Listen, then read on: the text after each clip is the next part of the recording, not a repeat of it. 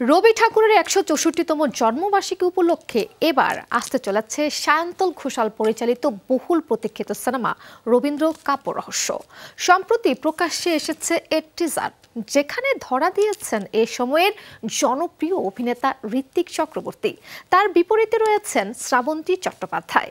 কোন প্রেক্ষাপটে নির্মিত হতে চলেছে সিনেমাটি? ৬৫% পর্যন্ত বিদ্যুৎ সাশ্রয়ী হাইসেন্স এসি। হাইসেন্স।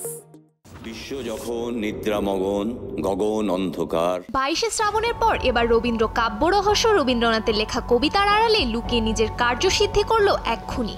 তবে এই গল্পের প্রতিটি স্তরে শুধু রহস্য নয়, রয়েছে কবিগুরুর জীবনের অজানা কিছু রহস্য, যা উন্মোচন করতে প্রস্তুত ঋত্বিক চক্রবর্তী এবং শ্রাবন্তী চট্টোপাধ্যায়।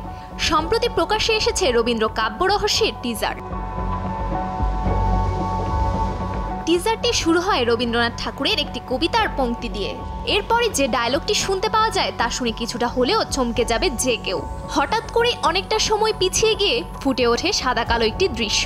সঙ্গে শোনা যায়, রবীন্দ্রনাথ ঠাকুর নাকি আমাদের দেশের স্বাধীনতা চাননি, উনি নাকি আমাদের দেশের শত্রু ছিলেন। এরপরেই একের পর এক খুনের দৃশ্য দেখানো হয় টিজারে। কিন্তু কবিতার আড়ালে যে খুনি লুকিয়ে থাকে তাকে ধরা তো সহজ কাজ নয়।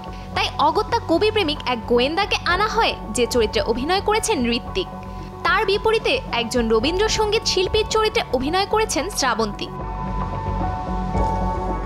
সিনেমার টিজারে কখনো দেখানো হয়েছে বর্তমান সময়, কখনো আবার রবীন্দ্রনাথ ঠাকুরের সময়কাল। তবে খুনি যে রবি ঠাকুরের পাগল ভক্ত তা বোঝা যায় যখন সেই খুনি বলে ওঠে, তোমার অজান্তে তোমার ক্ষত স্তাবক তোমার প্রিয়জন সেজে বেড়ে উঠছে।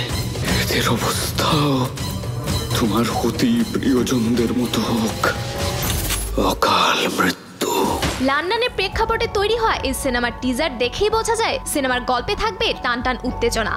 সায়ন্তন ঘোষাল পরিচালিত এই সিনেমায় ঋত্বিক এবং শ্রাবন্তী ছাড়াও অভিনয় করেছেন রাজনন্দিনী পাল, ঋতব্রত মুখোপাধ্যায় সহ আরো অনেকেই। রবীন্দ্রনাথের চরিত্রে অভিনয় করেছেন প্রিয়াংশু চট্টোপাধ্যায়।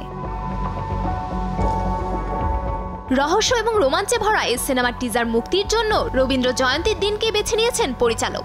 যে সিনেমার প্রত্যেকটি নিঃশ্বাসে থাকবেন রবীন্দ্রনাথ এবং রবীন্দ্রনাথের কবিতা। তাই টিজার মুক্তির জন্য এর থেকে ভালো দিন আর হতে পারে না। খুনি আদৌ রবিভক্ত, নাকি তার সমস্ত খুন রবীন্দ্রনাথের নামে কুৎসা রটানোর চেষ্টা মাত্র? সবটাই জানা যাবে সিনেমা মুক্তি পেলে। রবীন্দ্র কাব্যরহস্য প্রেক্ষাগৃহে মুক্তি পাবে আগামী ২০ জুন। এই যে রবীন্দ্রনাথের এগেইনস্টে এত প্রপাগান্ডা হচ্ছে, সফুর আফরিন, শোবিজ টুনাইট। এর বিরুদ্ধে তো কাউকে কথা বলতে হবে।